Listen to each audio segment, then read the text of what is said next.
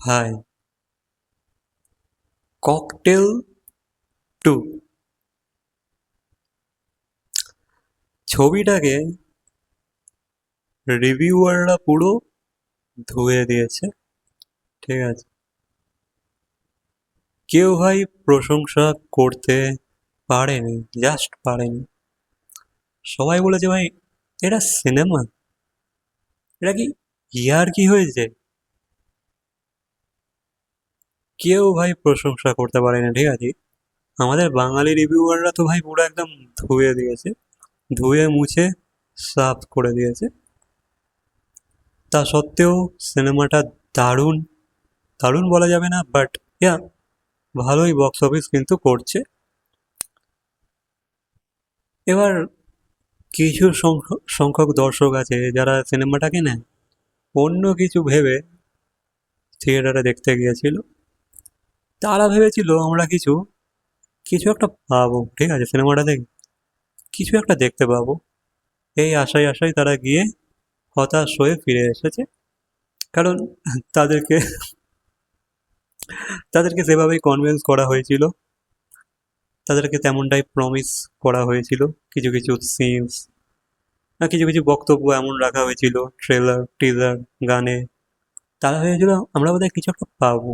ঠিক আছে, অনেকেই সেই সব উদ্দেশ্যে দেখতে গিয়ে হতাশা হাতে নিয়ে ফিরেছে। তবে যেহেতু অনেকেই বলছে সিনেমাটা একটা জেনজি সিনেমা, জেনজিদের খুব পছন্দ হবে, তাদেরকেই মাথায় উদ্দেশ্য করে এই ধরনের অদ্ভুত অদ্ভুত ধরনের একটা সিনেমা বানানো হয়েছে। অদ্ভুত রকমের একটা মেসেজ, যার না আছে কোনো মাথা না পা। এটা নাকি জেনজিদের খুব পছন্দ হবে, এমনটাই নাকি অনেকের ধারণা, অনেক রিভিউয়াররা এমনই বলেছে। ঠিক আছে, ঠিক আছে, সিনেমার বাজেটও নাকি অনেক, 150 কোটি টাকা। কোথায় খরচা করলো? ফরেন লোকেশনে, কস্টিউমে? কস্টিউম তো পরেই নেই, ছাড়ো। ঠিক আছে, কিন্তু ভাই বাজেট অনেকটাই। তারা ভেবেছিল ভাই রিকভার করে ফেলবো। কটা গানও দেখলাম মোটামুটি চলছে, জেনজিদের পছন্দ হয়েছে। আজকাল বাজছে এদিক ওদিক, শুনতে পাচ্ছি।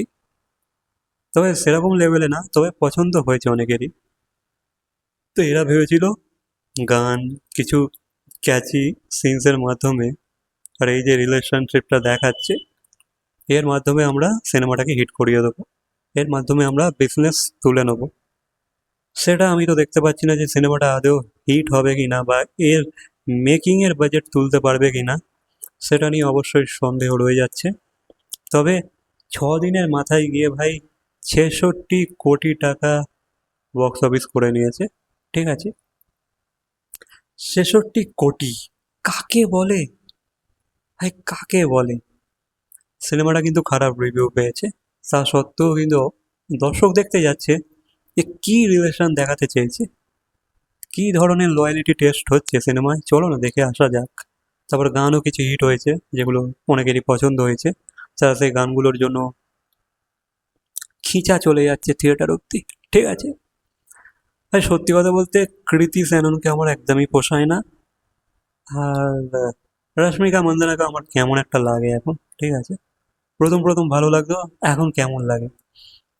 আর শাহিদ কাপুরের এই ধরনের সিনেমাগুলো আমার ঠিক লাগে না।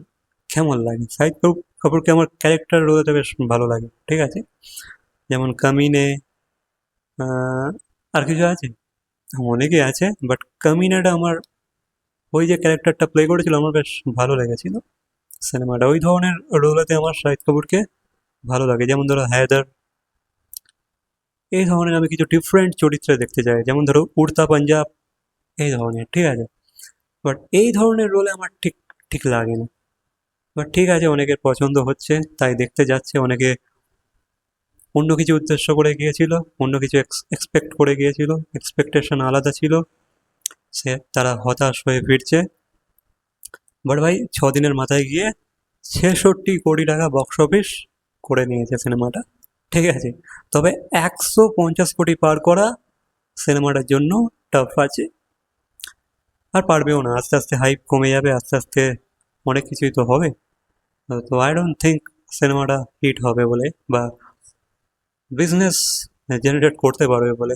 নিজেদের মেকিংকে তুলতে পারবে বলে আই ডোন্ট থিঙ্ক। বাকিটা তো সময় বলবে। ইয়া, তোমাদের মতামত কমেন্ট সেকশনে জানাও। তোমরা কি সিনেমাটা দেখলে? দেখলে তোমাদের কেমন লেগেছে? তোমাদের মনে হয় সিনেমাটা আদৌ 66 কোটি টাকা, 66 কোটি টাকাও আয় করার যোগ্যতা রাখে? অবশ্যই কমেন্ট করে জানাবে। ঠিক আছে, বাই।